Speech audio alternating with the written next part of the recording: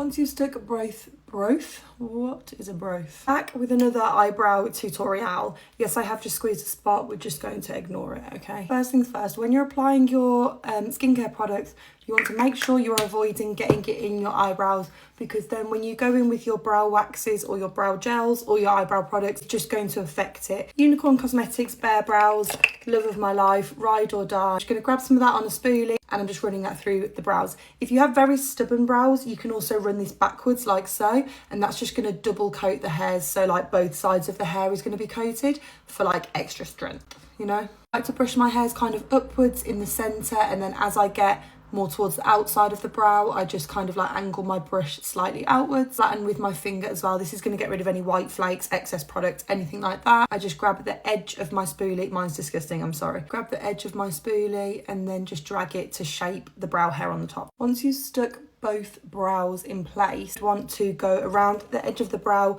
with a makeup wipe. I don't find it too bad, I don't find it just disturbs my makeup too much, but if you do, just wipe around the brows with a makeup wipe before you continue with your makeup. Next, I'm just going in with whatever base makeup I'm wearing for the day, and I'm just going to kind of gently pat that up onto my brows. I used to carve out my brows a lot, but I don't do it so much anymore because I tried to go for like a softer brow. Hard to achieve a soft brow when your brows are as dark as mine are, but I try my best. A bit gentle around my brows, but if it does get onto my brows, it's not the end of the world. Pink Honey Cocoa Powder and my Pink Honey brush. I use the shade Ebony. Actually just dip the edge of the brush into the powder like that, and then I start halfway down my brow, so I avoid filling that front part of my brow in too much. Just creating the shape that I want and then filling in any gaps. Sometimes we'll just leave it like this, or if I do want a little bit more of like a structured front as well, I'd grab a tiny bit of product, like really like a tiny little dab of product, and then I'd just start at halfway and then just really gently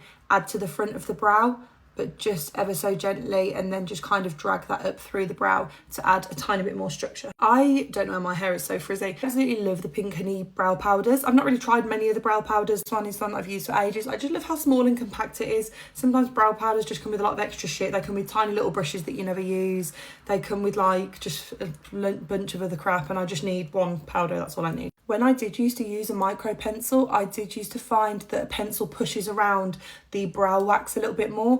A powder is just really easy to apply on top without disturbing the brow wax underneath, whereas a pencil I found like kind of moved the product a lot more. Applied a red lip oil and I'm pretty sure I hate it, but yeah, that is how I do my brows.